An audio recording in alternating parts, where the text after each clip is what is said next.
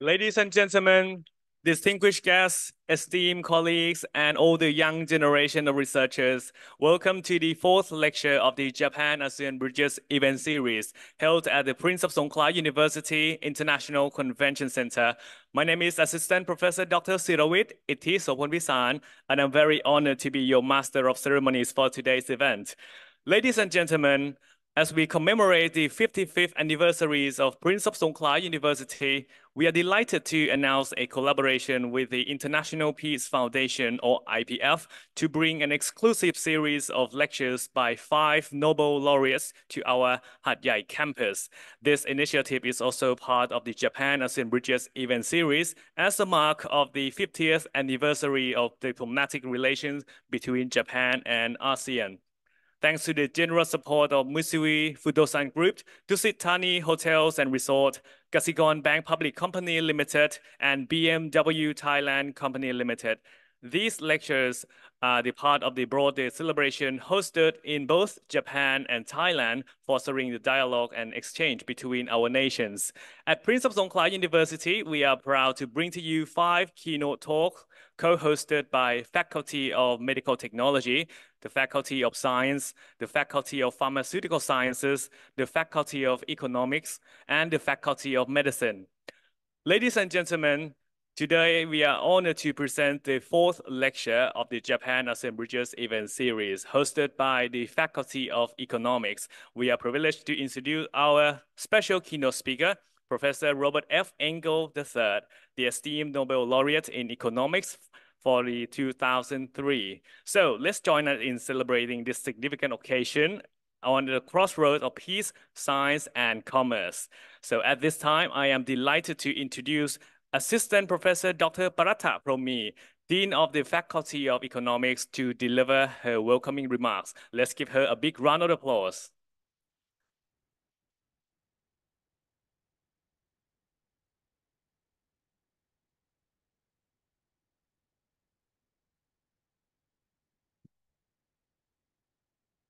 Honorable Vice President Dr. Thakeung Wongsuritchod, esteemed Professor Dr. Robert Engle III, Nobel Laureate for Economics, founding Chairman of the International Peace Foundation, Mr. Uwe Morawetz, distinguished guests, good afternoon.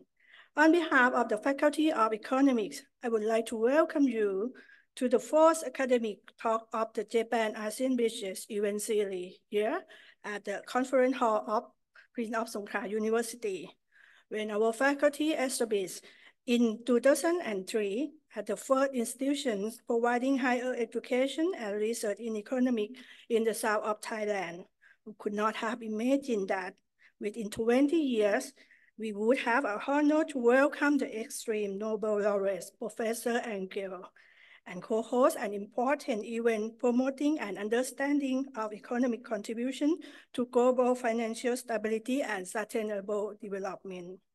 The remarkable and groundbreaking work of the Honorable Professor Engle have been motivated us here in southern of Thailand and around the world to better understand the challenges and implications of financial volatility, systemic risk, and mitigation of our financial market risk. These topics are very interesting, not only among academics, but also economists and financial managers everywhere, particularly at the Faculty of Economics, as we aim to provide the country with quality graduates who are well-guarded in economic theory and methods, while advancing economic knowledge through research and international cooperation.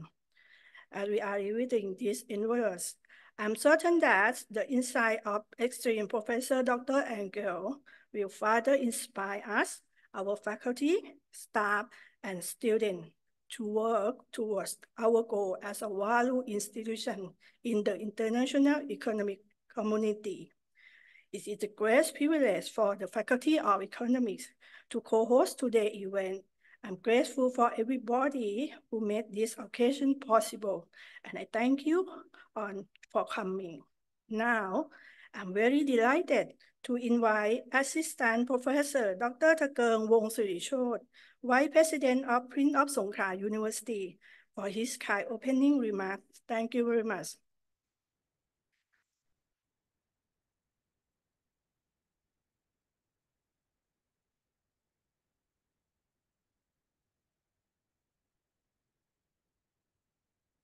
Honorable Professor Dr. Robert Engle, Nobel Laureate for Economics, Assistant Professor Dr. Bharat Prof, Dean of the Faculty of Economics, esteemed Mr. Uwe Morawetz, Founding Chairman of the International Peace Foundation, distinguished guests, ladies and gentlemen, on behalf of Prince of Songkla University, it is my pleasure to join the fourth event under the JAPAN-ASEAN BRIDGES event series.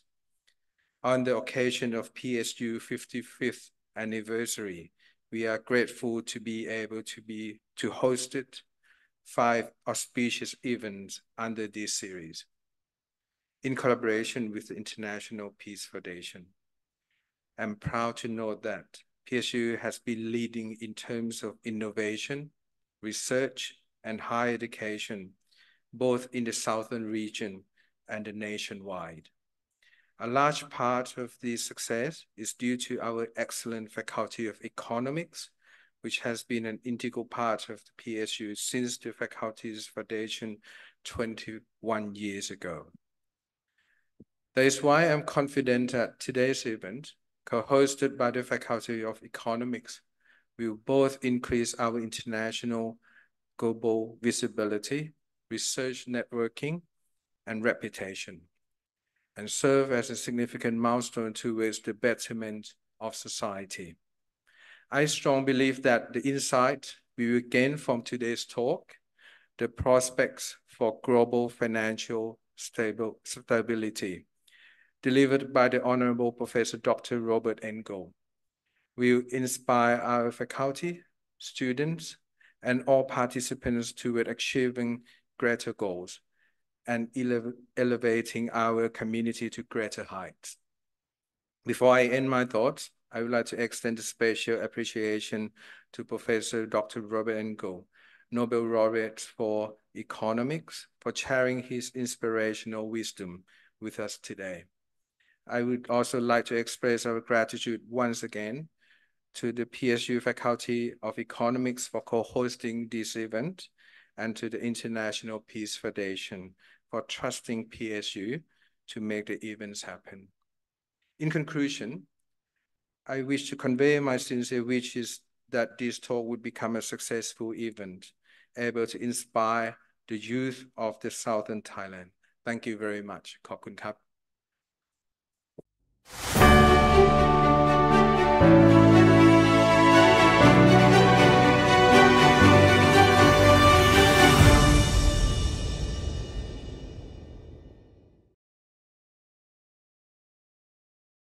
Thank you very much, Assistant Professor Dr. Bharat Prof, Dean of the Faculty of Economics, for your welcoming remarks, and also to Assistant Professor Dr. Thakeung Wongsiritchod for delivering the opening remarks.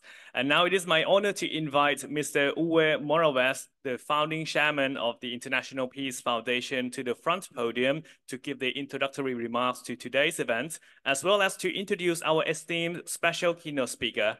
Please welcome Mr. Uwe Morawetz, the founding chairman of the International Peace Foundation.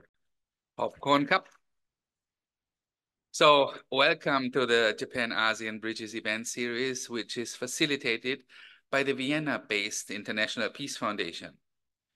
The events are hosted in cooperation with the country's major universities, and I would like to thank Prince of Songkla University for hosting our event today.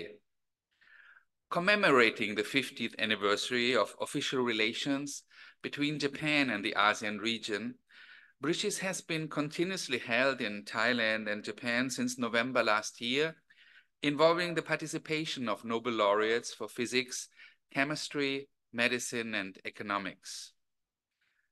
The ASEAN Bridges series follows the series of over 800 Bridges events, which the International Peace Foundation has facilitated since 2003 to support education in the ASEAN region.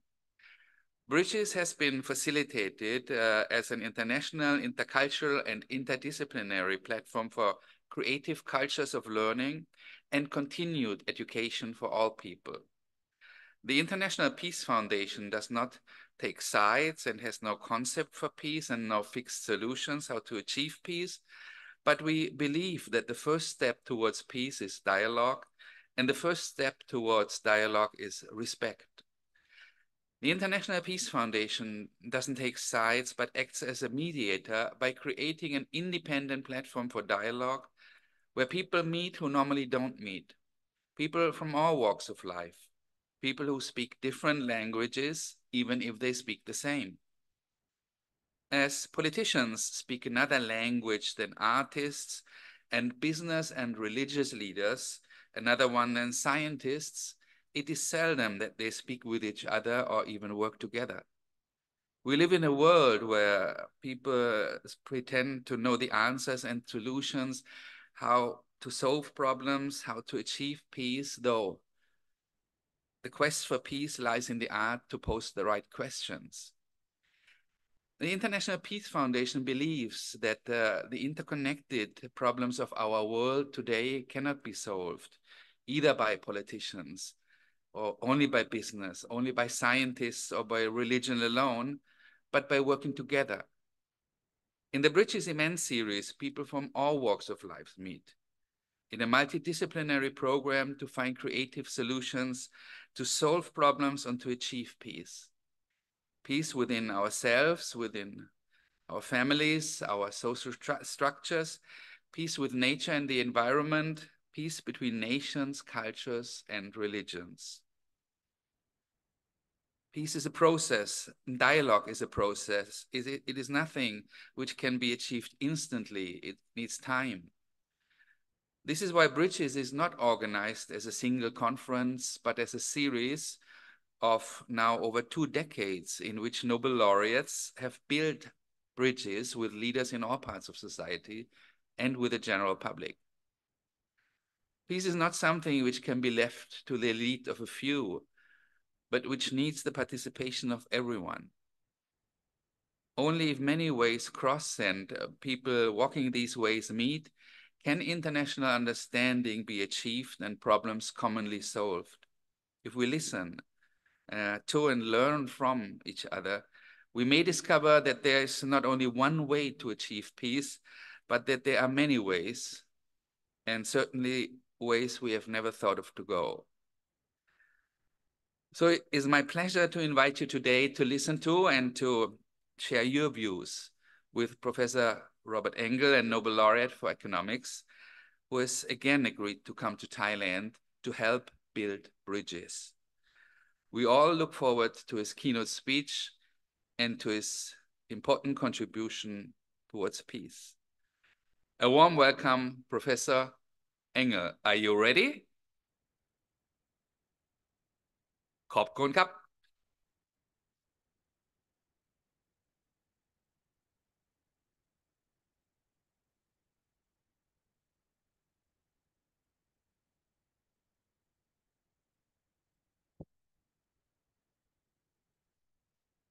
Ladies and gentlemen, please put your hands together for our special keynote speaker, Professor Robert F. Engle III.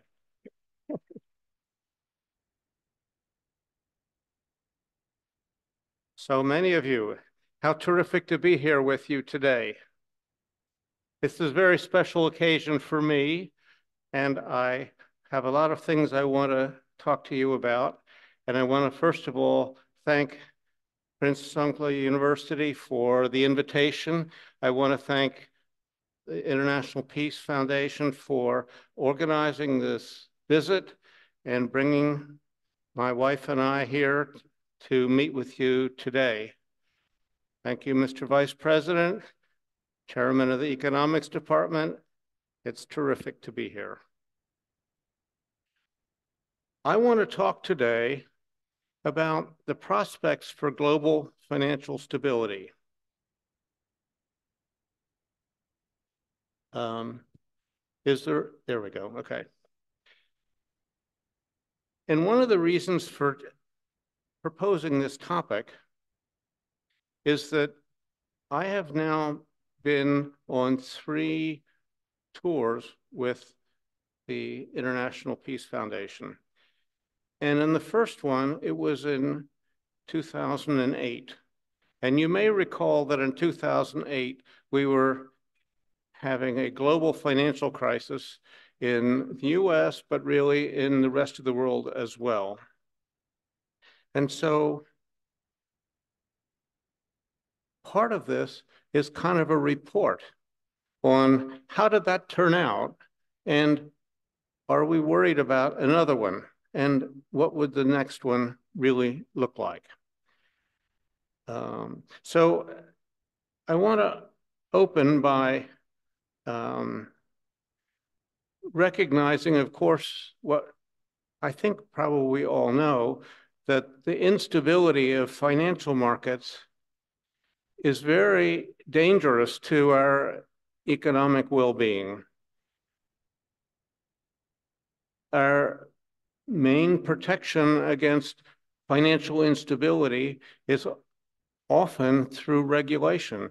Regulators go to see banks on a regular basis to see whether they are behaving in a way which is consistent with economic stability.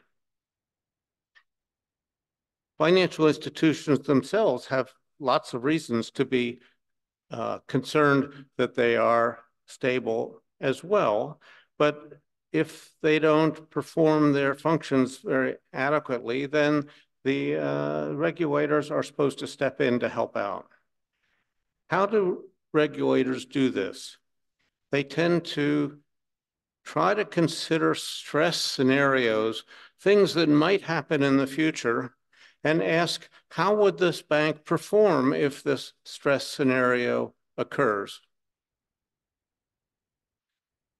And once you've seen how the bank will perform, you can ask, is that going to make the bank vulnerable to failing? Is it going to be a performance which is not, does not lead to survival of the bank, or at least near instability of the bank? And so regulatory goal is often thought to have two objectives. One is called, these are big words, microprudential. Microprudential means you want to make sure this bank is healthy. But the other one is macroprudential, which is you want to know that the system is healthy. And that's even more important because one bank might fail, but the economy is okay. But when many banks fail, the economy collapses, as we saw, 15 years ago now, I guess. Okay, so we remember, you're old enough to remember, right? The global financial crisis, 2007 to 2009. Come on, you're not that young.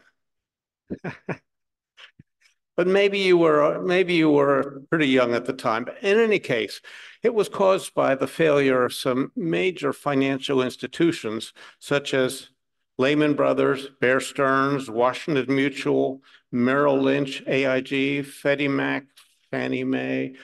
Many of these institutions survived, but many failed. But they all came with a whisker of failing. And the ones that survived because they got a lot of help from the government.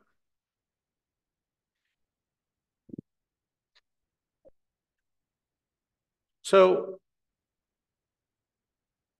we now can look back at this period and say, what did we learn from this? What we learned, first of all, is that these major financial institutions took on increasingly risky positions. Partly, this was due to the failure to recognize how risky these positions were, and partly it was because they got paid very well for taking on risky positions, and therefore they didn't worry too much about it. So these bank failures cost shareholders and depositors and the central bank a lot, but really, the real devastation was the lives and earnings of people like us who were probably not bankers, but our incomes suffered during the financial crisis. So we talk about risk. We said that the banks took on too much risk. What kind of risk are we really talking about here? What do banks do? They take in deposits when we put money in the bank, and then they lend it out again. They buy assets. And if these assets are risky, the banks become risky. And if they buy too many risky assets, then the bank becomes vulnerable to failure. So what were they buying? They were buying subprime mortgages. That is, mortgages on houses that probably were questionably worth making. That is, people who had low incomes or bad credit histories and so forth were able to get mortgages at that time when prior to that they couldn't have. When housing prices go down, mortgages tend to default, and that was happening. So these mortgages were risky, and the banks bought a lot of them. But it was much more complicated than that, because these mortgages, through the magic of financial engineering, and some people might call this black magic, they were able to take these mortgages and put them into derivatives, which were easy to buy but hard to evaluate. And so one of the failures of risk management was to figure out how these complicated derivatives could fail. What was the risk in these derivatives?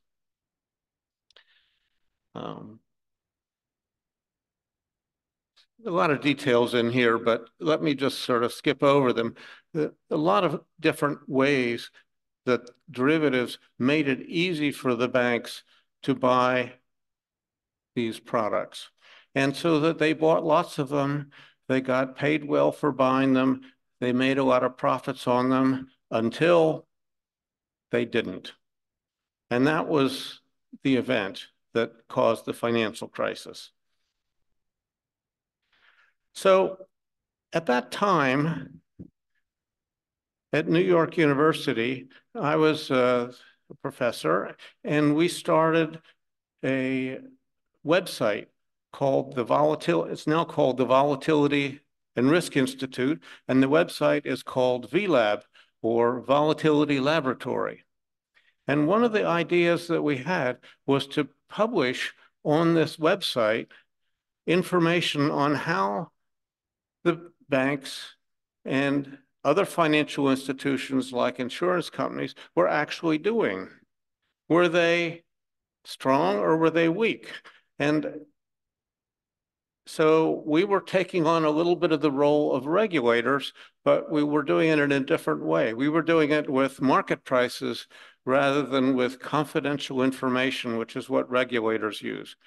But market prices do respond to these kinds of information, because investors have great incentives to figure out which banks are healthy and which ones are not. So they reveal through asset prices what the market thinks the strongest banks were and the weakest banks were. So we created a concept called S-risk. And S-risk is a market measure of systemic risk. And what it's designed to do is to measure the capital shortfall of a bank. That is, how much capital would this bank need to raise in order to be able to continue to do business if we have a bad outcome in the stock market? That is, the stock market goes down a bunch over the next 6 months. When the stock market goes down over a 6-month period, most banks lose money, and their stock will go down, their whole market cap will be lower, and if they have a lot of liabilities, like through all these derivatives, then they may actually fail. So by using this measure called S-risk, we can estimate on a day-by-day basis how exposed each bank is to a financial crisis. And the theory is that when one bank is exposed, it shows up by high S-risk.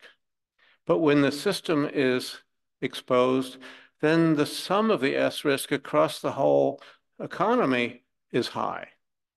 So that's what we really worry about for systemic risk. But we might also like to know that one bank or two banks are weak. So we started this in 2008, and we're still doing it. Every day we update these estimates of S-risk for something like 1,000 banks around the world. Different countries, mostly large banks, but some sort of mid-sized banks. And last year, it turned out it was very insightful.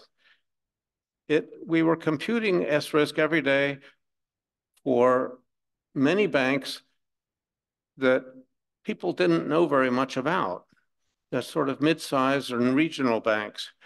And you may have heard of Silicon Valley Bank because that was a bank that failed last year in Silicon Valley in California because it had all this money that it got from tech entrepreneurs, the unicorn startups, raised all this capital and put it in this bank. And the bank did something which should have been very safe.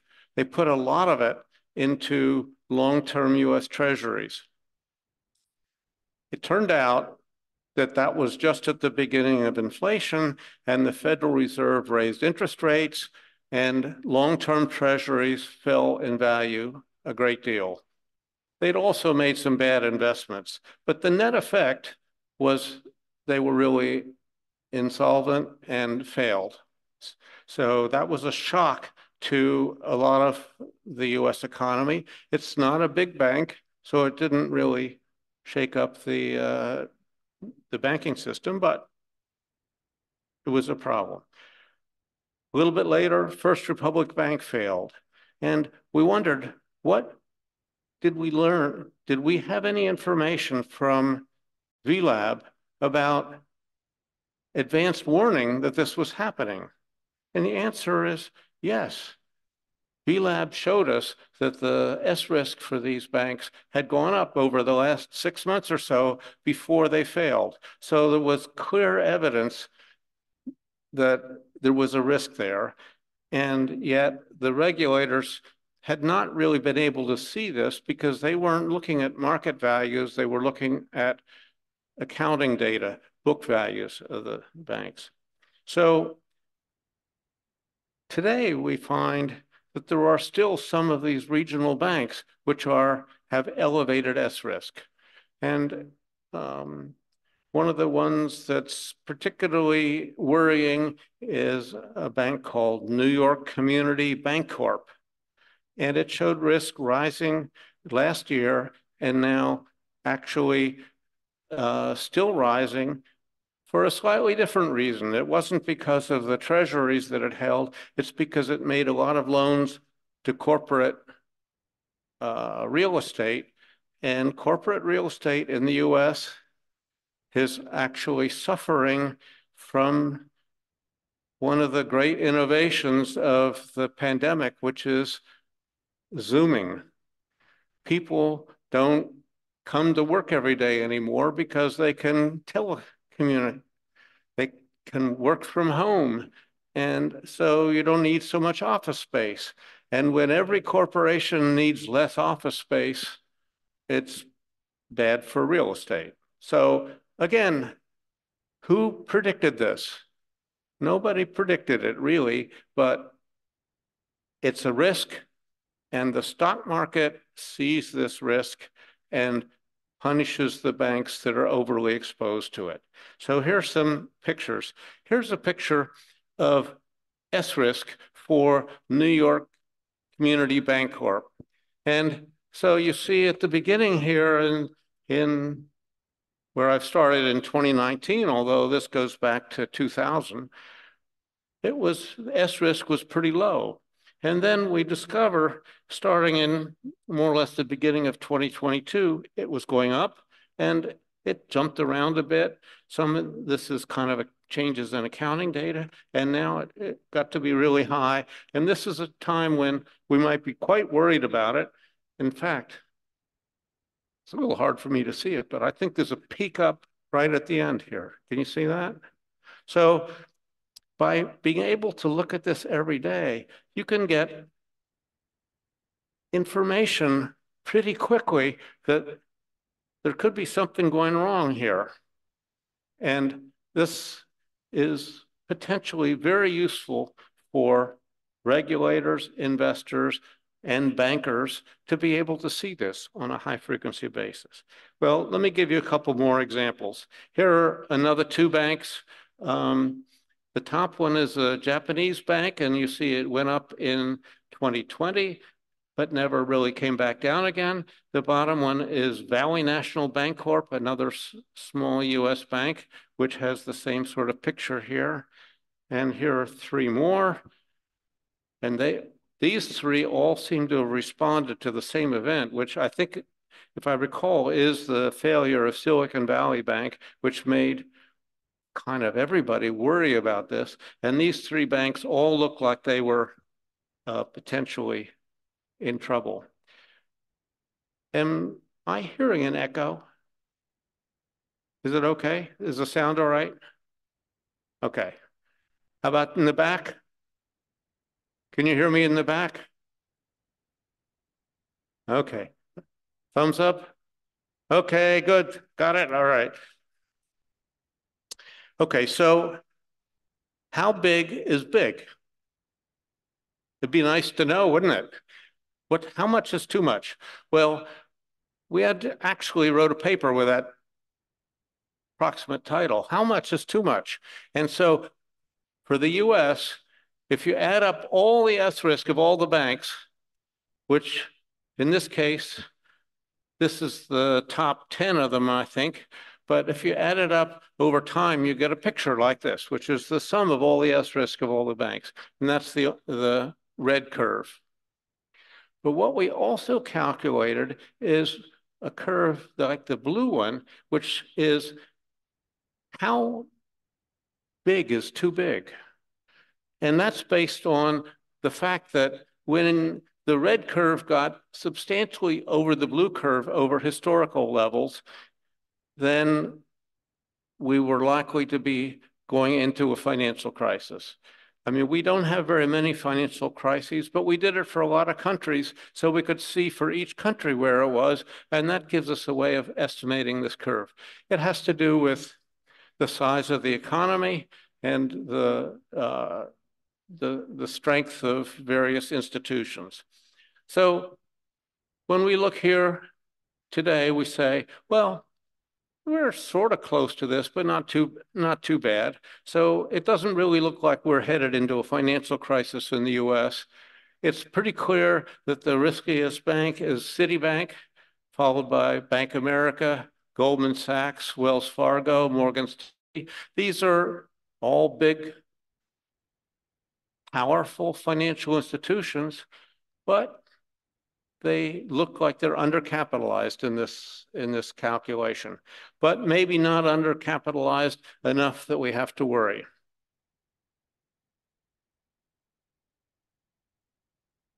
Oops, how about Thailand? Were you wondering that? What does it look like if we look at Thai banks? Okay, so here's a picture of Thailand, and I haven't told you what's on this axis, but these numbers are in billions of US dollars. So this is, maybe almost 15 billion US dollars. How much capital all the Thai banks together would need in order to compensate them for a substantial 6-month decline in the global stock market? probably also the Thai stock market, but the global stock market. And what you see is that the risk was higher here during this is the pandemic. And it's come down. There's a little uptick here, but probably is not so serious. And these numbers are much smaller than we saw for the US. For the US, we were talking about something like under $1 trillion. And this is 15 billion, much smaller number. So obviously it's a smaller economy. I don't know what the capacity is in Thailand because it was not part of our data set when we did that analysis. But for many countries, we have also the capacity measure, so it can look at that. Well, where is this capital shortfall today for the Thailand banks? I mean, you know some of these names. Bangkok Bank, Krung Thai Bank, Kasikorn Bank, and so forth. And this changes every day. And here's a picture of the Bangkok Bank. And what you see is that, again, just kind of like the country as a whole, because this is actually the largest bank, I believe, it rose up during the pandemic, high for a while, and then has come down a little bit and might have a little spike at the end.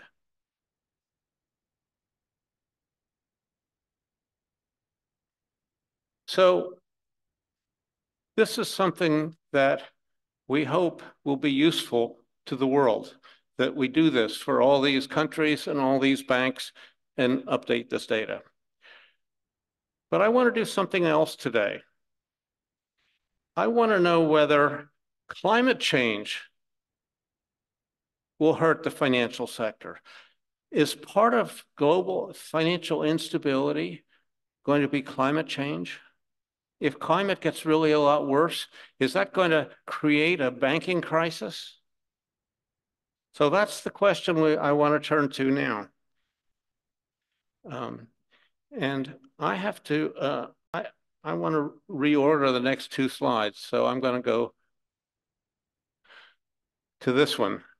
Today's presentation, I'm going to show you a paper which constructs something called sea risk. And the difference between sea risk is it's not systemic risk, it's climate risk that we're measuring. So we want to know whether the bank is well enough capitalized to withstand climate risks that are much more severe than what we see today. Okay? Good question, right? You'd like to know. Okay, so we've written a paper for this. One of the neat things is Hyun Young, who was a very good graduate student at New York University, took a job at the Federal Reserve Bank of New York. So this paper is now published as a Federal Reserve paper and is one of the approaches to climate stress testing that is being considered by central banks all over the world. So I'm going to show you results from this paper and results from VLab. And I guess if I hadn't shown you already, here's the URL for VLab. But if you don't remember URLs, just Google it. Google VLab at NYU or something, and it comes right up. Okay. Now I have to go back. So what are the challenges in extending this kind of analysis to climate? Well, first of all, the future of climate events may not be similar to the past of climate events. We think climate is actually getting worse. It's unlikely to be getting better. And if it gets worse, maybe we need to consider more severe stresses. Secondly, it's changing over time. And the way firms, banks, and markets respond to the perceived risk is also changing over time. So we have to use sort of dynamic kinds of approaches to this. And finally, there are horrible data gaps, things that we don't know in the climate space, and long time horizons. I mean, if we're talking about what's going to happen in 2050, we're doing a stress test here, which has got 25 years to run. Well, that's way beyond what anybody's ever contemplated before. So we have to figure out how to deal with this kind of issue. So our solution is to use market measures of climate risk and financial impact in order to achieve up-to-date assessment of market perceptions. Okay, so we want to be able to do it on a frequent basis, just like we do for S-risk. A dynamic response to climate events requires that we keep updating our model over time, inexpensive rapid analysis, and comparable results over time. But I think maybe I missed something on this slide. One of the things that's really important is how do you take account of things that are going to be in the distant future? Well, we don't know what's in the distant future, do we? So we have to form expectations of that. And that's exactly what investors are doing too. They're trying to form expectations of what the future holds. And if they think the climate is going to be really bad, then they're going to downweight companies that are exposed to that. And if they think the climate's not going to be so bad, they'll give them a higher price. So we learn what the market view about climate risk is by looking at asset prices today. So asset prices today are kind of the secret to how you do this. But they're also the secret to how we respond to climate change, because it's asset prices that direct capital. Capital goes to places where there's profitability. And so if the asset prices are higher in one sector than another, capital's going to go to the higher price. And that's good news if things like renewable energy is very profitable. But if renewable energy isn't profitable, it's kind of hard work to get capital to go there. And so by looking at asset prices in our stress test, we are going to see what happens when asset prices change to the banks. And that's a way of saying, well, what happens to the assets in the bank is very much like what happens to assets outside the bank. And so if climate risk goes up and you're heavily invested in oil and gas stocks, then probably those prices are going to go down. And that's what hurts the banks, and that's what we're concerned about. Is that clear?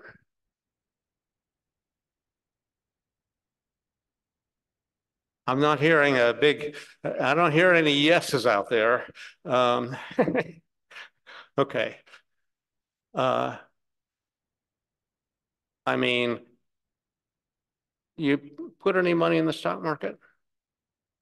Okay, so if you buy a share of Exxon or Chevron or something like that, and then the next day there is a congressional hearing that says, you know, we're going to put a tax on all energy companies. What's going to happen to your stock? It's going to go down in value. It's going to go down in value, and it's going to go down today, even though this tax might never happen and it's in the future. So that's what happens to banks.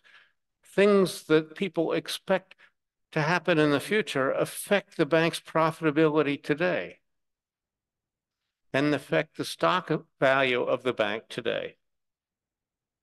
Okay, now, you get it? Oh, you're tough. Okay, here we go. So what we're going to have to do is come up with a stress scenario. That is, what do we think the future really looks like that we're worried about? And then see how the bank performs on it. Its stress is described usually as should be extreme but plausible. If it's too extreme, we're not going to be worried about it. If it's too plausible, and that is not extreme, then it's not much of a stress. So this is delicate. And regulators continually struggle with how to come up with scenarios which are extreme but plausible. We're going to focus on transition risk rather than physical risk, but one could do physical risk. There are two risks in climate change. One is the storms and droughts and floods that we see that really destroy property and lives and maybe even whole countries. The other is the risk that when we do something about this, we try to decarbonize our economy, we try to become sustainable in different directions, that by doing that, we hurt some businesses and we help others. And so if you're invested in the businesses that are hurt by this, then you're facing transition risk. And that transition risk will be important if the banks are exposed to transition risk because of what they hold. Okay. We're going to talk about it as stress being an extreme move in a portfolio which is designed to measure this sort of thing. We're going to have several such portfolios that are designed to have a lot of weight on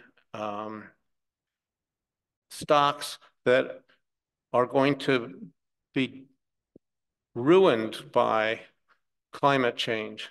And then we're going to underweight or maybe negatively invest in stocks which are going to do well in climate change. So if the risk of climate change goes up, the first set of stocks are going to fall in value, and the second set of stocks going to go up in value. And so we're going to ask, if that happens, what happens to bank stocks? It depends on whether you're invested in these brown or green kinds of stocks. Okay. So here are the four portfolios. I'm not really going to go through any detail here, but stranded asset portfolio is basically a function of three exchange-traded funds. This is the S&P 500, which is the U.S. broad-based stock index. This is an ETF of coal companies, and this is an ETF of energy companies. So, and this is the Standard & Poor's 500. So the stranded asset portfolio is just a weighted average of these three exchange-traded portfolios. We also have emissions-weighted stock indices. We have a portfolio of brown minus green, which is the difference between returns on high-emission stocks and clean energy stocks. We have a portfolio which is designed to be a function of the best sustainable portfolios we can find in the market. And we have a statistical approach to how to combine these portfolios into an even better one than any one of the portfolios, because they can change over time and so forth. What we mean by extreme but plausible is things that have happened in the past but infrequently. And so I think we're looking at the 6-month returns on the stranded asset portfolio, and we're asking, what are the most extreme values that portfolio had? And we're going to be wondering whether a bank today would be able to survive that kind of extreme move in the future. So here's a histogram of the returns on that portfolio, and we're going to use the 1% point on that portfolio, which is the lower left tail. When we regress this portfolio on a bunch of indicators for when there were climate events that should affect this portfolio and affect it negatively, we see that with up to 5-day lags, you see these evidence that the portfolio goes down when there's a climate event, which is what we expect. We expect it to go down. That's true of the stranded asset portfolio. It's true of the emission portfolio, but not as strongly. Brown minus green is pretty strong, and the CEP only seems to respond after a little longer lag. But they're all sort of going in the right direction. So when we think about the scenarios, what do we want these scenarios to do? Well, we want them to be responsive to the kinds of policies we might do. So what policies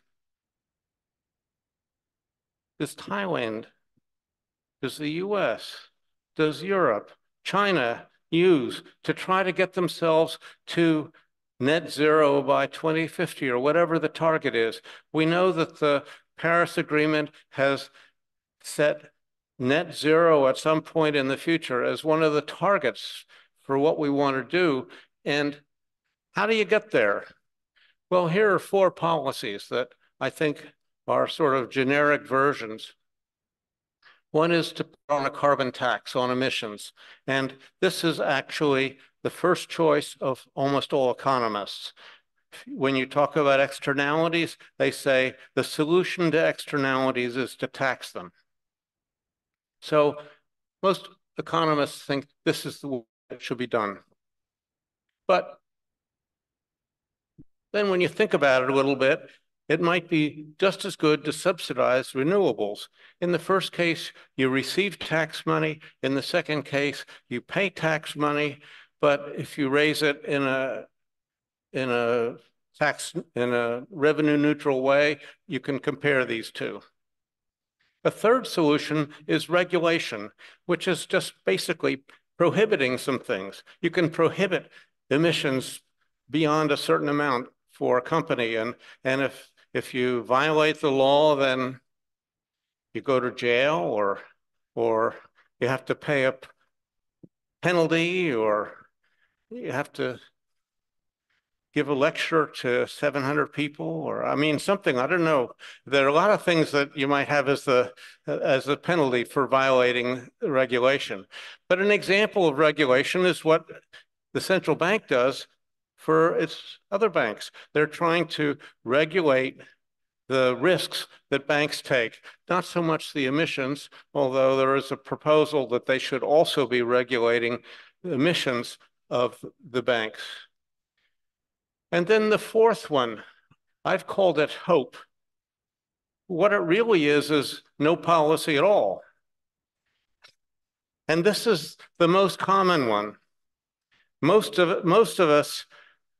countries around the world have adopted hope as the way to deal with climate change. And this includes the US, at least until last year when we passed a subsidy bill.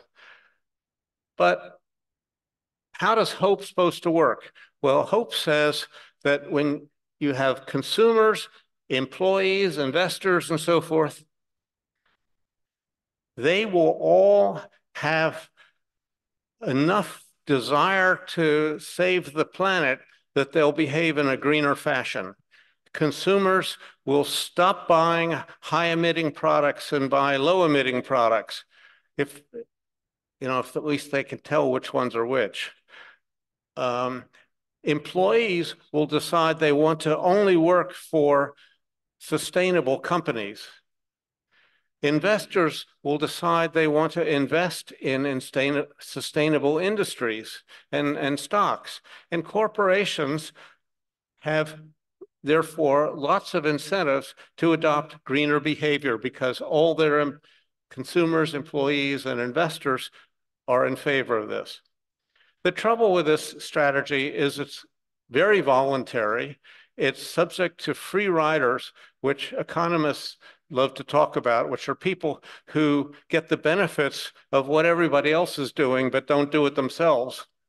And as you probably can see, this is very subject to free riders. And so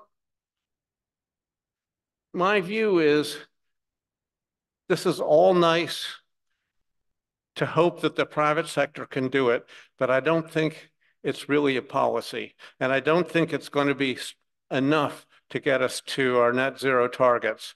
And so my hope is that the more we know about climate change and the risks and so forth, the more we can convince our elected officials that they really have to do something. One of the first three would be a good starting point. And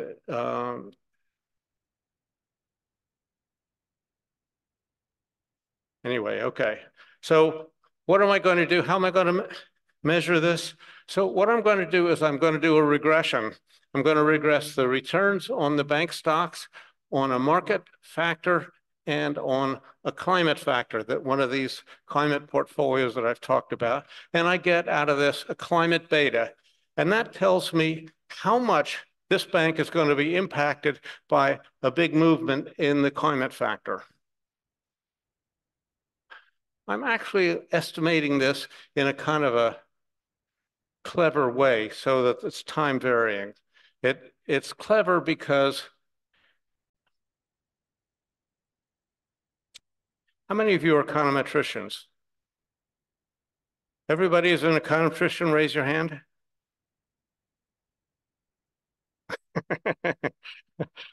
Okay, well, it's clever because it varies over time as the volatilities and correlations change. And so it calculates the betas at each point in time using all the information up to now and forecasting the volatilities and correlations as you go forward.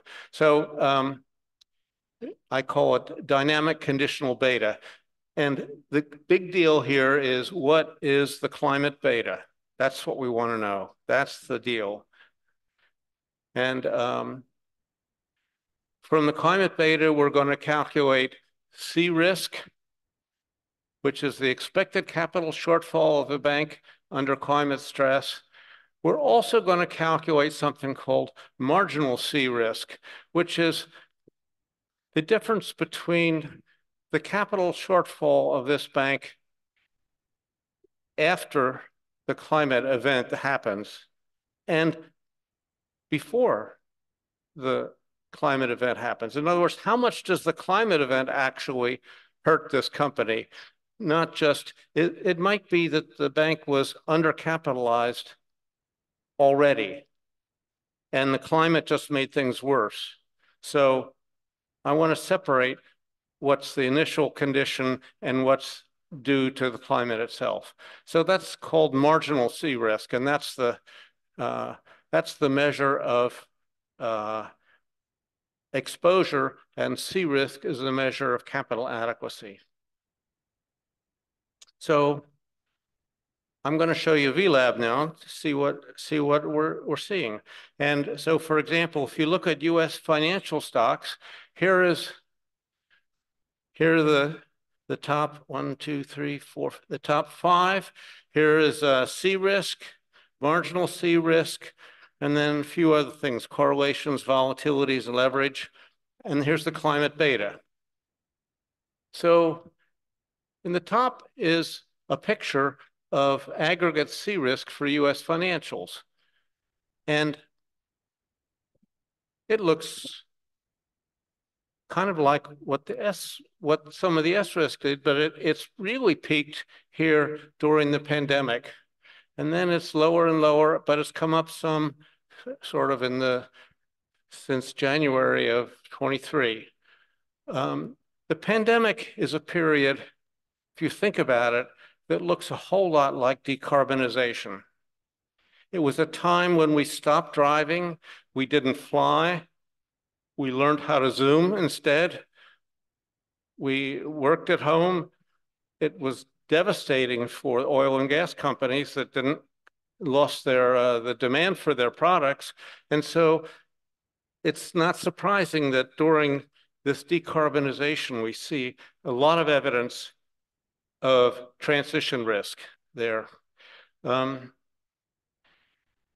if you look at the largest US contributor, this is, I think this is Citibank. What you see is C risk looks like this, which is the capital adequacy and how much capital it would need to continue to function if we have a climate event. And the answer was $100 million, I guess. But it was high during the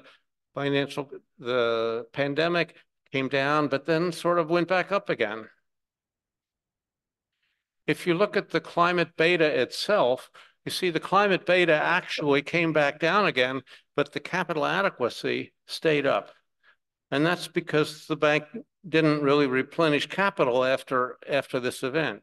And so the climate beta has gone up a little bit at the end, but not as high as it was during the pandemic. And consequently, this is what the marginal C risk looks like for Citibank.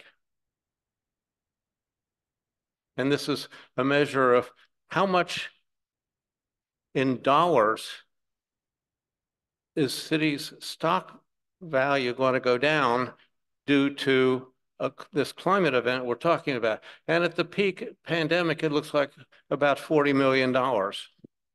So, no, sorry, $40 billion. That's right, because this is already in millions. So $40 billion. Well, that's a big number, but it's not the end of the bank.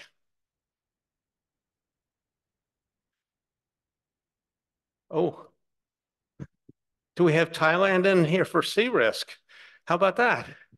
Well, what do we see? Actually, it looks kind of the same, doesn't it?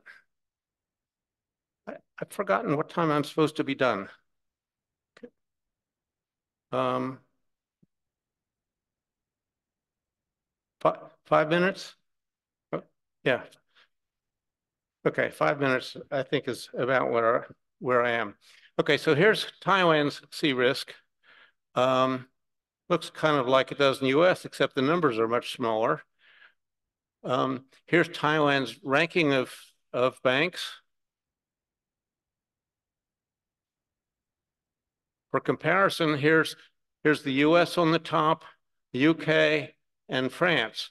So one of the things you see here is that UK never really goes down. And actually, France doesn't go down much either. They sort of stay where they went after the pandemic. It's only the US that went down. When you look at China, for example, not only does it not go down, it hardly even went up during the pandemic, but it's just inexorably growing. So if you have the whole world, it's sort of composite of these things added together. And we see the pandemic rising a bit here, and then it gets kind of level coming out. But let's look at it without China in there. And if you look at it without China, and this is now going back all the way to the financial crisis and so forth, you see this big spike in the world during the pandemic, and then actually, I think a little bit of a decline here, which sort of is offset by the increase in China that when China is in here. Well, how similar is that to S risk? If you look at S risk, and I just did this today, so this is today's picture of what S risk is. You see, over the same period, it's been increasing pretty much and is still rising up here. Now, of course, it is true that the world economy is growing, so maybe we can stand more S risk, but it's now approaching $6 trillion for the world as a whole. Where is this risk? Among the whole world's S risk, it's divided among a bunch of countries, but the biggest one is China. And here you see China is about 2 trillion S risk itself. It's almost half, a little less than half, but pretty sort of close to half of the world. Then we have Japan, the United States, United Kingdom, France, Canada, Korea, Spain, blah, blah, blah, Taiwan, Hong Kong. Gee, Thailand doesn't make the list, but it's down there somewhere, a lot further down. So with China having such big S risk, the question that we have to ask ourselves is it ready or about to have a financial crisis? And this is a question which I think is very important to think about. And I can imagine that many of you have thought about this already because it's widely recognized that China has a lot of economic problems at the moment. But you may not know that Chinese banks have been undercapitalized for years, and it's been growing every year since about 2007, as according to this measure S risk. But we've had no financial crisis yet. It's really high, but no crisis. And so we have to ask ourselves, why is that?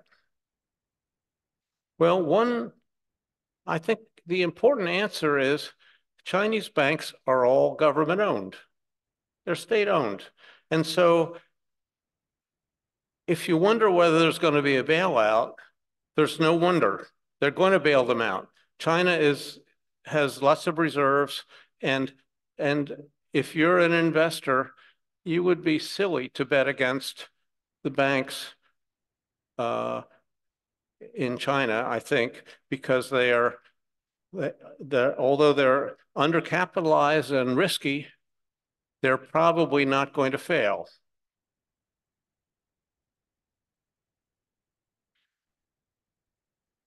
That was especially true when China had a lot of foreign currency reserves. They had $1 trillion of short-term treasuries that they owned from foreign exchange transactions.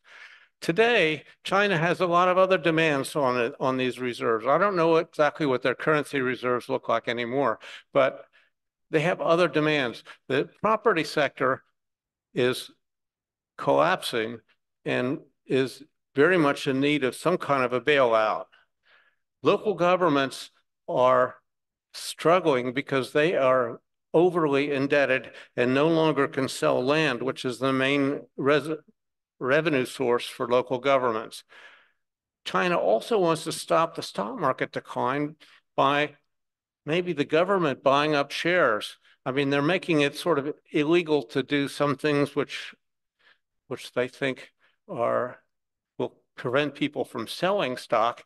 But in any case, these are three potentially large demands on Chinese reserves. Finally, foreign investment is down and prices are falling from excess supply. So can China really afford to fix all these problems? That's a big question mark. And I bet there's some people here who are good experts on China and may have an opinion as to whether China can afford to fix all these problems and whether they will actually decide to do that. Because so far they haven't really decided to actually even try very hard to fix these problems. But in any case, I think there's a risk in China, and I think watching S risk is interesting and useful. So let me conclude here with a few observations. The world's C risk is high, but declining, except in China. That's good news, basically, because it means that our banks are not becoming more and more exposed to transition risk. They're becoming less exposed to it. This is partly because I think the banks are preparing for supervisory stress tests and for a net zero future, and are therefore not investing as much in brown loans. It's also partly because the fossil energy sector is using less capital because it's also preparing for net zero and therefore isn't expanding as fast as it used to. China's S risk is still rising and almost half of S risk. So the risk of a financial crisis in China does appear to be high. And so I hope that some of you will spend a little bit of time taking a look at VLab. You can see it on your phone if you want, on a computer. It's better on a big screen, but it gives you a powerful way to monitor the climate and systemic risk of banks and provide early warning of rising financial instability. So I'm going to stop here and thank you very much for being with me today. What a brilliant speech by Professor Engle. Can we have another big round of applause for him again? Thank you. And now we are ready to open the floor for a Q&A session. I think we should last for about 40 minutes.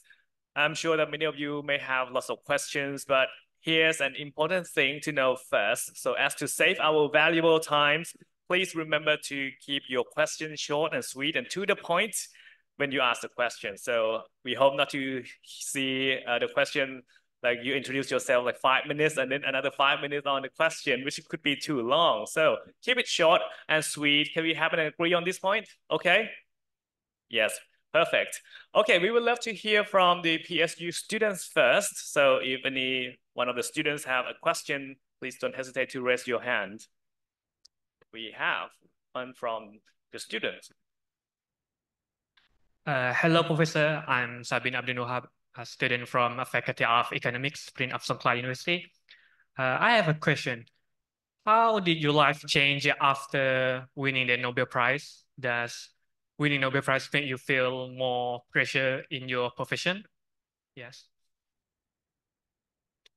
How did my life change after the Nobel Prize?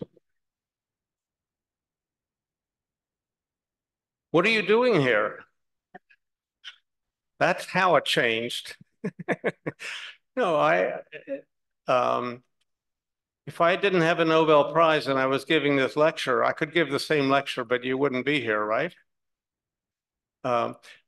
My life has changed so many ways since the Nobel Prize. And one of them is I get opportunities to speak to groups like this. I get to meet important dignitaries and people that are making things happen around the world, and that's fascinating. I also am very cognizant of an obligation, which is that when you come to listen to a Nobel Prize winner, you don't want talk that's full of equations. Before I got the Nobel Prize, I never gave a talk that wasn't covered with equations and Greek letters and t-statistics and all sorts of things. But I have learned not to do that anymore. And I do feel the obligation to try to organize my research on what I think of as the important topics of our times and see if I can say something that's new, but important. that, you know, that's hard to do. I feel like that's a challenge. That's actually one of the things that when it works well, you feel very happy about it. And when it doesn't work well, you say, darn, I really have to work harder next time. So I think it makes me work harder on trying to do things which are ultimately important. Thank you. Thank you for your question. Yeah, thank you. Thank you very much. And maybe another student from the PSU, is there anyone who would like to ask a question from the students? Seem to have one person sitting there. Good afternoon, Professor. I am Sulaiman. I'm a student from the Faculty of Economics. My question is on your priority. I would like to know that when you have several research questions that you want to find concrete answers, and how do you choose the one question to pursue first, and you spend most effort on? Is it, how do I? Is it like when you have lots of Yes. problems in life, and then how do you prioritize them? Which one to choose first, right? Yes, right. So I think this is one of the most important things for an academic economist and for a graduate student. How do you pick a good topic for your research? That's the essentially part of the question? And I think the answer to that is a little bit different at different points of your life. I think when you're a graduate student, you want to pick a problem which is small so that you can solve it. And you can solve it in a rigorous kind of textbook kind of way.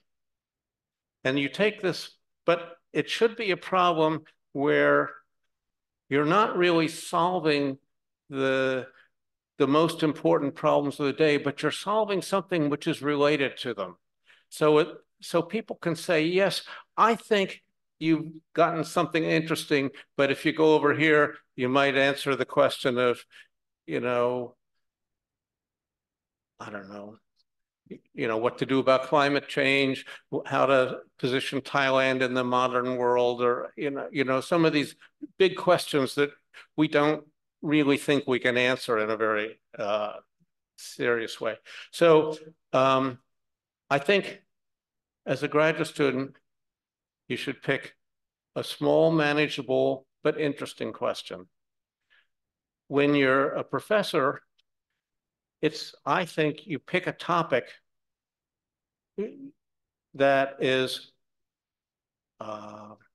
related to what you've already done, but moves in a new direction. I like to think about standing with one foot in what you know and one foot in what you don't. And so your research has credibility because of your first foot that's using a tool that you already know. And it's breaking new ground because of where your other foot is. For example, when I did my econometric work for the Arch and Garch model, it gave me a tool that I could be confident of, and then I could apply it in different areas where I wasn't confident. And then eventually I would become sort of like an expert in the new area as well. And then I could move again. So in this kind of a little way, you can create a body of research that moves from what you did at the beginning to where you want to be in another decade or two. And I think you do want to continually have in mind what you see as the important and interesting problems of the time. You know, what do people really need to know? And sometimes it's policymakers, sometimes it's households, sometimes it's, you know, Uber drivers. I mean, I don't know, but there are lots of people that might be interested in things, and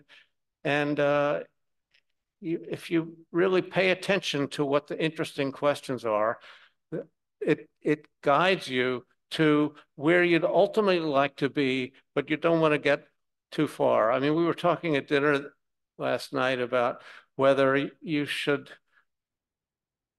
think about doing research on big policy issues. And it's really hard to do that because they become political issues rather than economic issues. Instead, pick a little piece of it and look at that piece and see how that works. And it's a range of answers, I guess. Thank you. Thank you, Professor. Thank you very much. Maybe we would love to hear some more questions from the student before we move on to, question from other people in the, okay, we do have one gentleman over there.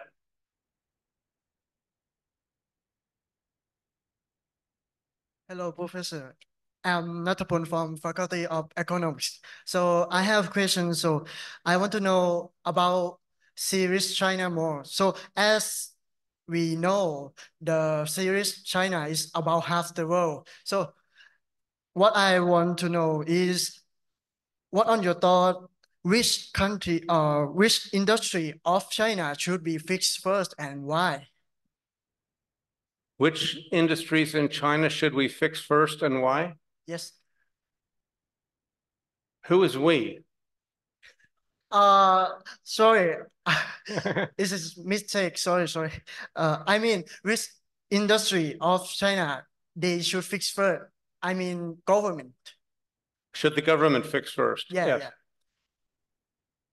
Well, that's kind of a Chinese way of phrasing the question that is not exactly what we would do in the U.S. I mean, we're not really focused on industrial policy in that same sort of way. China has the historical advantage of coming up with 5-year plans and so forth that really tell you where they're going to invest resources and so forth. In more Western economies, it's a question of where do investors put the money and what companies do it. It's not the government doing it. So that's why I asked you, who are we talking about? So if you're running the economy and you're able to allocate investment to whatever sector you want, how do you do that? That's the question. Well, that is such a hard question that economies that try to answer that often make mistakes. And those mistakes end up hurting the economy dramatically. I would say that might be the reason the Soviet Union collapsed, because it was just too complicated a problem to figure that out. You say, I want to invest in this thing, and therefore I need to invest in the supply chain, and I need to invest in something else, and you forget about one step in the supply chain, and all of a sudden it doesn't work. So it's very complicated. Now, it's also true that you can subsidize some industries versus others by various kinds of approaches. And you could think about that. My feeling is that the success of China has come from not doing that. I think the success China has had over the last 30 years has been from letting the private sector fill in the gaps between the state-owned enterprises. And the private sector has been very successful at producing goods and services that are wildly popular in China and over the rest of the world. And the state-owned enterprises are still pretty stodgy and not that productive. And so if the strategy in China becomes the one you're talking about, I think it's going to fail. Thank you. Thank you. Thank you very much. Maybe let's open the floor to everyone sitting in this conference, so whether you're from other faculties, from organizations or public sector, your questions are welcome. There he is. Thank you for your talk. I would like to ask some questions. I'm from pharmacy, so it's nothing to do with economics. You mentioned that the key ingredient of financial stability coming from the regulator and the banking system. So if it's nothing to do to individual, but again, it affects the individual, what would you suggest when they have the financial stability in one country? Would you suggest to move into another country, or what would you suggest? Or if it happened globally, what can we do? You mean, how can you protect yourself against financial instability? Yes, or family, or yes, because we are not in the banking system, and we are also not in the regulatory, like the government will control the financial system. I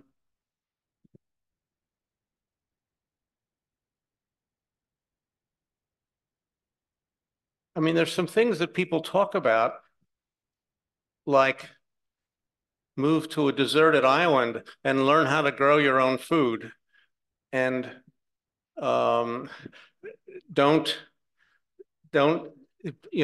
take your money in gold coins so you don't have paper, and this sort of immunizes you from the financial instability, but it makes you much worse off in most ways. So financial instability is not, I don't think it's really worth doing that because financial instability, it hurts people that have taken a lot of risk. But if you haven't taken a lot of risk, it's probably not going to impact you that much. And let me just give some simple examples. Okay, we have a banking system which guarantees deposits. So if you have a deposit in a bank and the bank fails, your deposit, the government covers your deposit. However, there's a limit to how big those deposits are. And if you have more than that in this bank, then if the bank fails, you're going to lose the extra part. So if you want to reduce your exposure to financial instability, one thing is to only have smallish deposits in this bank and maybe a small deposit in another bank rather than all in one bank. That's just a totally simple example of what we're talking about. You're a pharmacist, so your life earnings is going to depend on whether people have enough money to buy medicines and stuff like that. So in a financial crisis, people don't spend as much. So that hurts your business, right? And so what can you do about that? What are the choices? Well, one choice is you build up a reserve to get you through bad times. Another choice is that you develop another part of your business that caters to things that people really need. Like some medicines people probably buy even when they don't have any money. I mean, at the worst of them. And other things are more voluntary. And so you might find that you open a window on the side of your store to take care of people. I'm making this up, obviously, but there are a lot of things you can do if you're worried about this to reduce either the probability or the risk or the exposure of this risk. And I think going to a desert island is, unless this is much more severe than anything we've seen before, it's not worth doing. Now, if you're talking about taking your fortune and going to live in Italy where you know, life is beautiful, I'm okay with that. But I just don't want the desert island as solution. So it seems that you suggest self-sufficiency or balance in every sector to make sure that whatever happens in anywhere, you can still stay to survive. Yeah, that's what I think. Okay, thank you. Thank you very much. And we seem to have about 15 more minutes, so maybe we could accommodate like 5 minutes. Oh, sorry, 5 questions at most. So is there anyone who would like to ask a question? We seem to have lots of questions there. So maybe please keep your question short and to the point so we can try to answer lots of questions. So I'm Muhammad Shahin Mia. I'm from Malaysia. I'm from a Malaysian university. So first of all, I would like to thank Prof for your very nice talk on financial stability, global financial stability. So here I have one question. Nowadays, almost every country are going for the digital finance or digital economy, particularly the developing countries. They are going for digital finance, digital economy, particularly they are adopting the blockchain, cryptocurrencies, and some other issues. So now my question is how this digital finance can play a role to achieve the financial stability. Second question, for this digital finance, there is a lot of challenges, for example, cyber security or cyber crime. So in that cases, how we can handle or how we can tackle this type of challenges to achieve the financial stability or global financial stability? Thank you, Prof. Can you help me here? Maybe we should go through each question first. It seems like we have 2 questions, right? So what is your first question? First question, how the digital finance can play a role to achieve the global financial stability? Digital finance or digital economy? First question is about financial stability. Okay. How digital currency affect financial stability. I see. Okay, digital. You're talking about digital currency. Okay, Yeah, digital currency. Okay. Are you talking about cryptocurrency or just digital currency? Yeah, digital currency or cryptocurrency. Okay.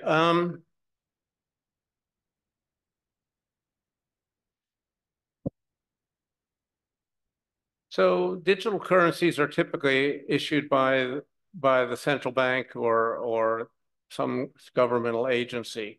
And so it makes the monetary policy kind of straightforward because they can change the quantity. They have control over the quantity. You know, monetary policy is one of the key ways the central bank tries to stabilize the economy. And that's through interest rates. I don't see when you have digital currency that interest rates are going to have any less effect than they do now. Interest rates do have a credit component to them, which wouldn't be so true when you've got a digital currency, but people take their earnings and they put them in the bank and they expect to get paid for them, and the bank lends them out to somebody else and they hope to get the money back with interest. So I don't see how it's going to really change financial stability that much. But you probably have an idea that I'm not thinking about that where it would help, but I think we're going to have to do the same kinds of stabilization that we do now, even with a digital currency. Okay, and your second question? Second question, the when a country goes for the digital currency or digital economy, there is a lot of challenges, especially the cyber crime or cyber insecurity happens. So if this one happens, then how we can tackle or how we can handle these type of challenges? Since digital currency seems to be unavoidable, how should we, as a community, tackle or handle cyber crime? Well, okay, so with a government issued digital currency, there is a question about who takes the risks of crime. And that would depend on exactly how it's set up, but I assume that the two choices are either the consumer takes the risk or the government takes the risk. We have a credit card arrangement in the US, which is probably costly because we have intermediaries that really don't do much except collect fees. And yet they do protect you from whatever kinds of crimes there are, like fraudulent use of your credit card and so forth. And without any fuss, they take care of that for you. I don't know whether when you set up a digital currency, you're going to actually make sure that the government has an online portal so that you can report that you've got your code or your card has been compromised and can stop all payments on it or something like that. And then if it doesn't stop or if there already are some, who pays for those is, I don't know. That's the question, how it was set up. Okay. Sorry, yeah. Thank you so much. Thank you. I can see the gentleman sitting on the second row wanting to ask some question.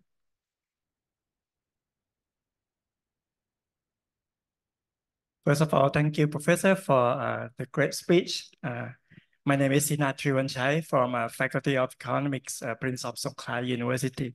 My question is about credit rating agencies and the risk measurement. I think 2009 financial crisis in the US, probably credit rating agency, one of the problem of the crisis because they measure those loans, CDOs too good. And but right now we have your S risk and C risk. So have you seen changes in the way that these credit rating agencies measure risk? Do they adopt new method of risk measurement as well? So because if they don't update and they still do the same, probably in the future people may invest inadequately in the risk that actually measure from the agencies. Thank you. Well, you've obviously done some work on the financial crisis because credit rating agencies have been quite substantial, quite often criticized as part of the problem. But it's not really credit rating of the bank so much that was at issue. It was credit rating of all the rest of the market. The S risk and C risk are really specifically organized on the banks. So I don't know whether the credit rating agencies have taken any notice of S risk. The central bank does. I mean, it's commonly talked about in their monetary policy meetings and so forth. What's S risk saying and blah, blah, blah. So I think we're getting some substantial effect there. And I'm pretty sure that since it's public information, credit rating agencies, when they're rating financial institutions, probably do pay attention to exactly the same factors as we have in here, although maybe a little bit differently.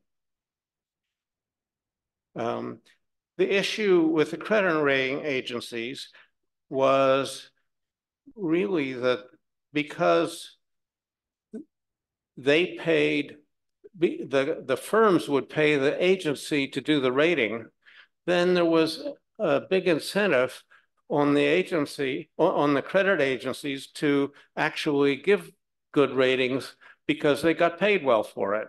And that's one of the examples of getting paid for taking risk was one of the things that allowed the increased risk that was in the market. That institution had several suggestions about how to fix it, but I don't think any of those have actually stuck. And so I think credit ratings agencies are still behaving in very much the same way they did before, but possibly with more caution. But I'm not even sure of that. Thank you so much. Thank you. So from the time that we have, we could accommodate maybe 1 or 2 more questions. I can see the lady in the front there. A couple way in the back there. Really?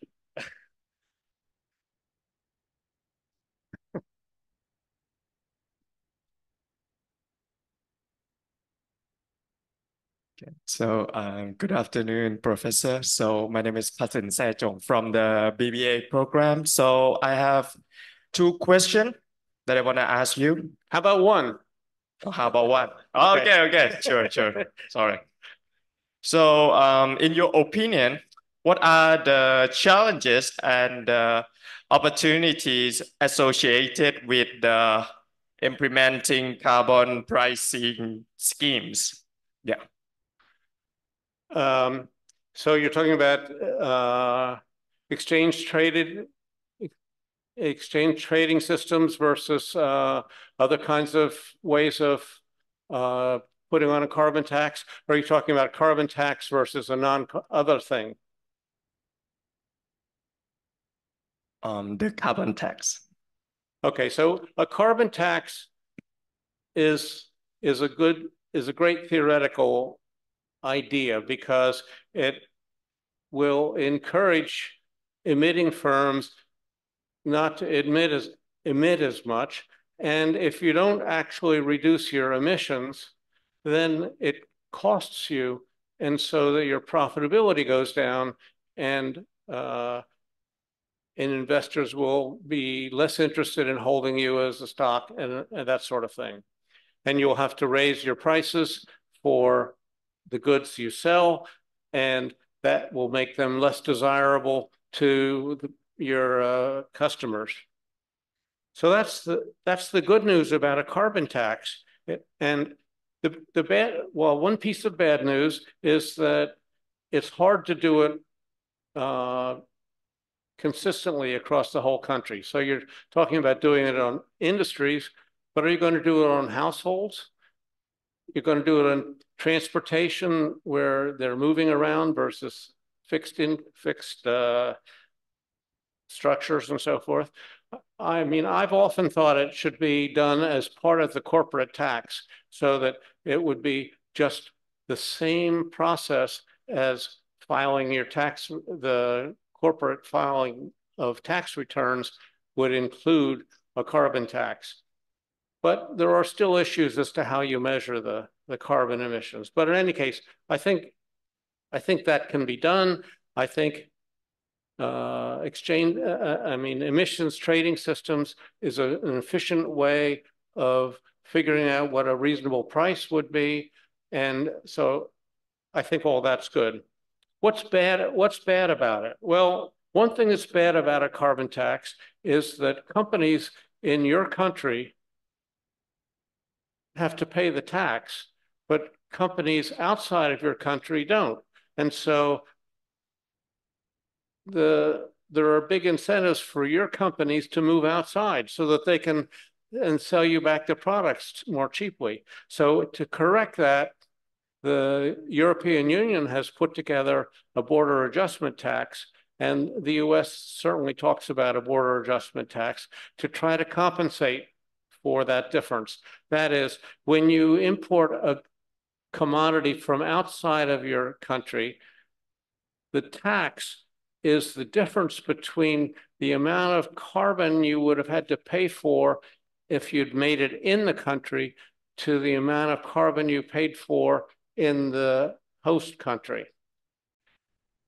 That actually has a very good effect on the companies inside your country, but it also means that other countries have an incentive to put the tax on themselves. It makes it much easier for countries to agree to put on a carbon tax if they're going to get credit for it when they try to export to the rest of the world. So that drawback can be fixed. Another drawback is it makes energy more expensive. But I think that there is no solution to decarbonization that does not make fossil energy more expensive.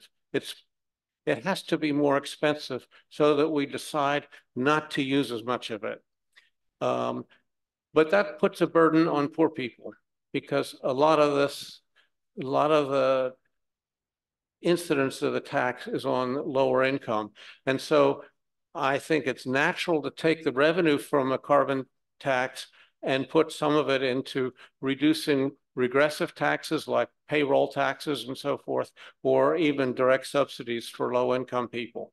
The state of California did that during the time of high gasoline prices because they said, you know, everybody drives, but it's a big cost to low-income people relative to their income, but not so much for high-income people. So we're going to take some of the gasoline taxes that the state collected and give them out the same amount to every single person in California.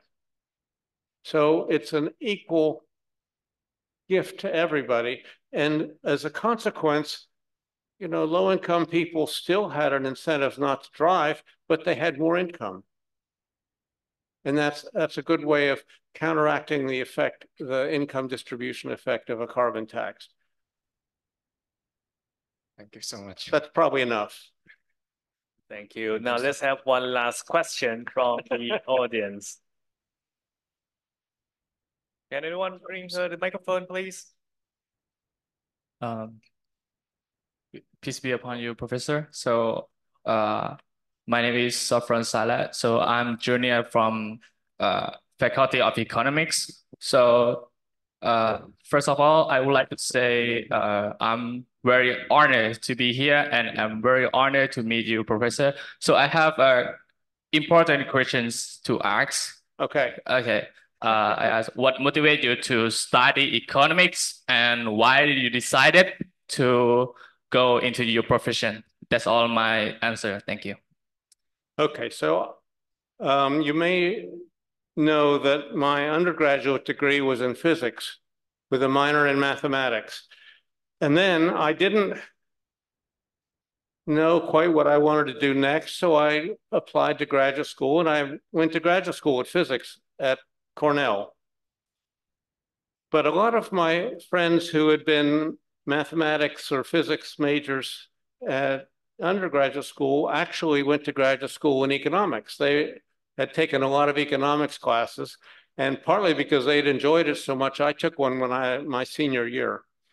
So when I got to Cornell, I was in a low temperature physics lab studying superconductivity and what later became, nuclear magnetic resonance, which became MRI, magnetic resonance instruments.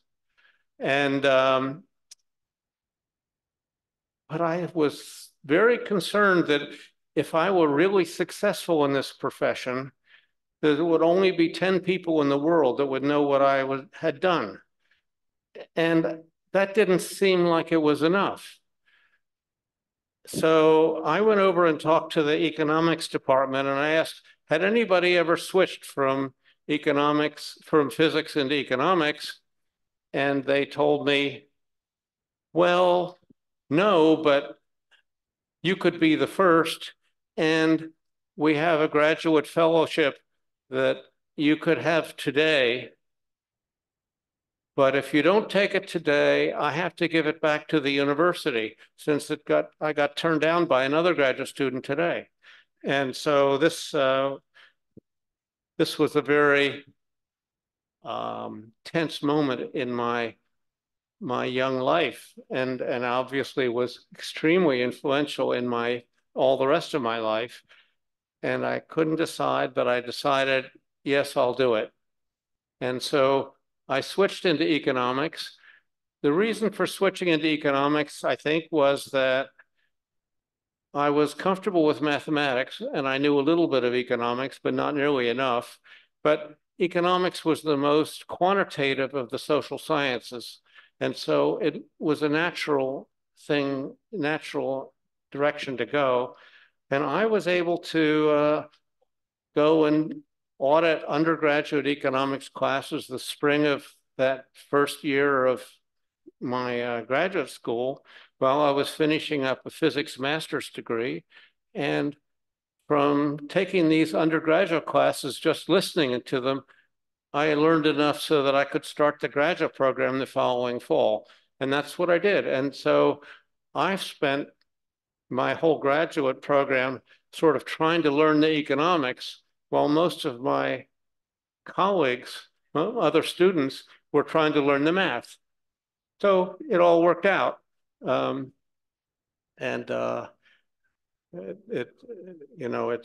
been a terrific career.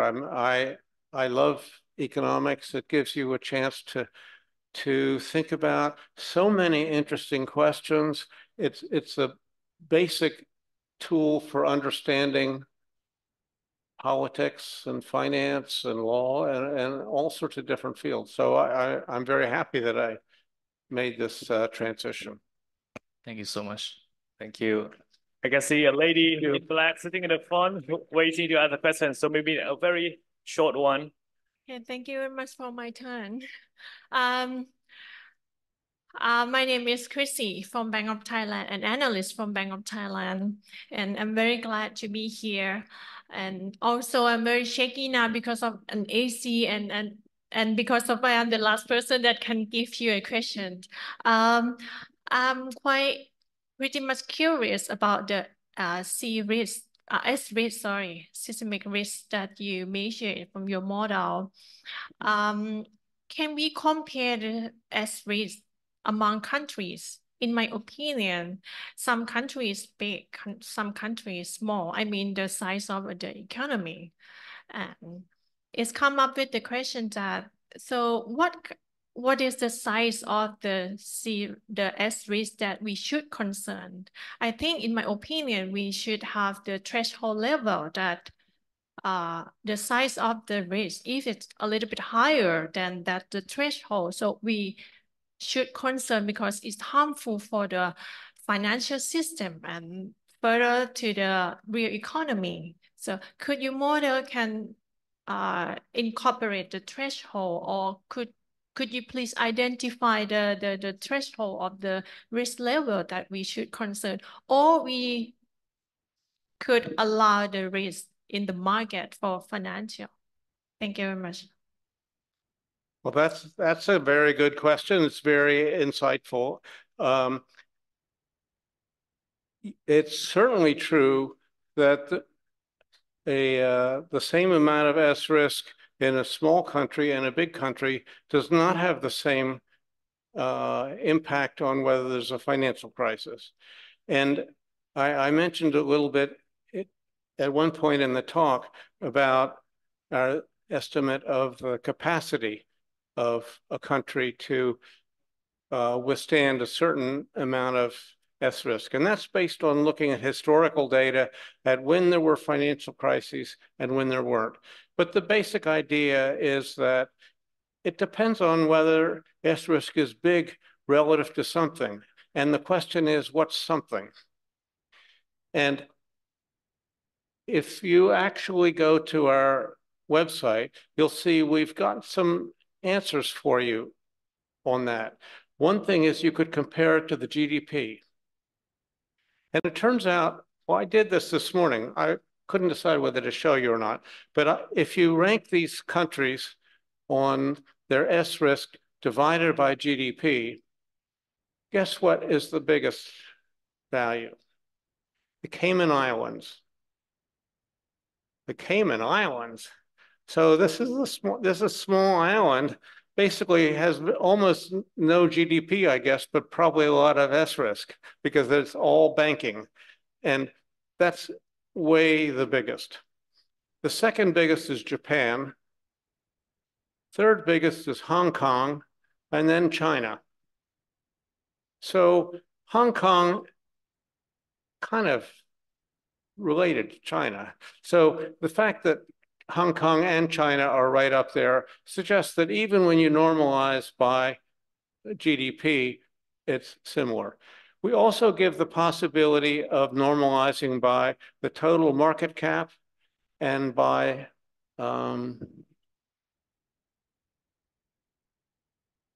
I don't know. I think there's another measure in there that I've forgotten what we have. But none of these things that you divide by are clearly the right answer, which is why we did this econometric study to try to figure out what really looked like was the right answer to what you should divide by to see how risky this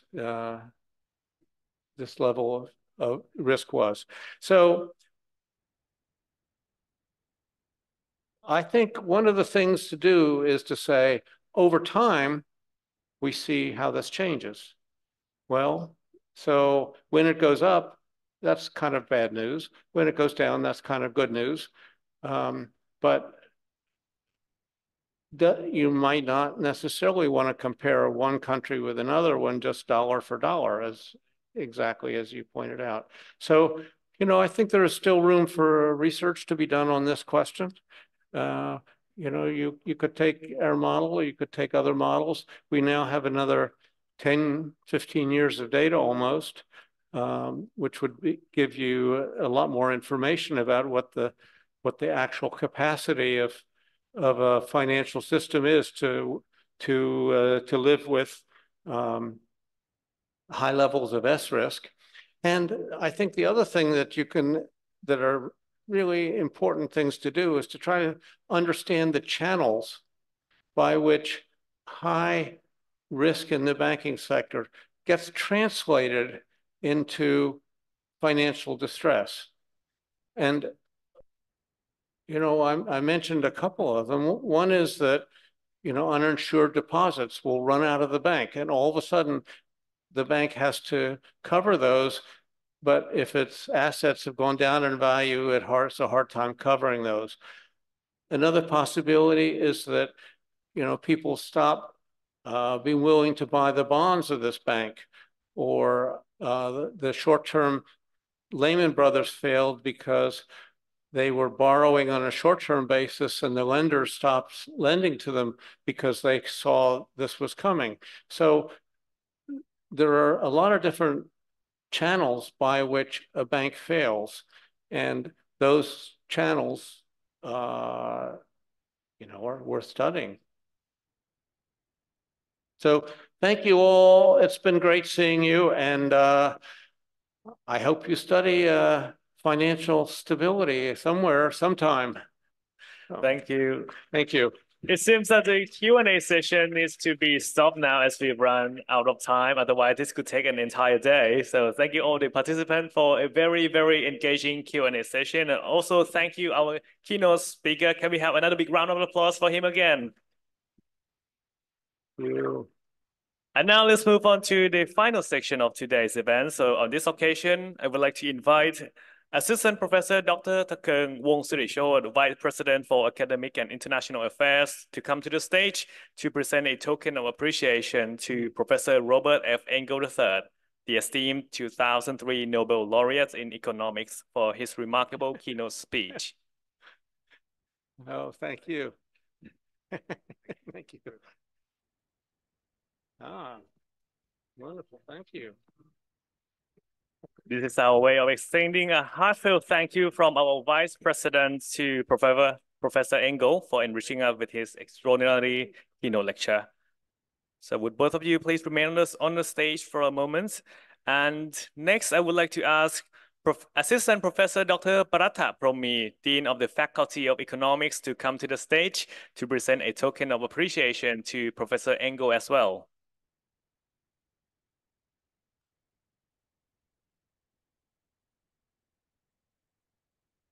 Thank you. Thank you. Oh. Choose the middle, okay. Here's another token to represent our gratitude and appreciation from the Faculty of Economics to Professor Engle, who just delivered his talk on global financial stability. And last but not least, I would like to invite Mr. Uwe Morawetz, the founding chairman of the International Peace Foundation, to join us on the stage for a group photo session.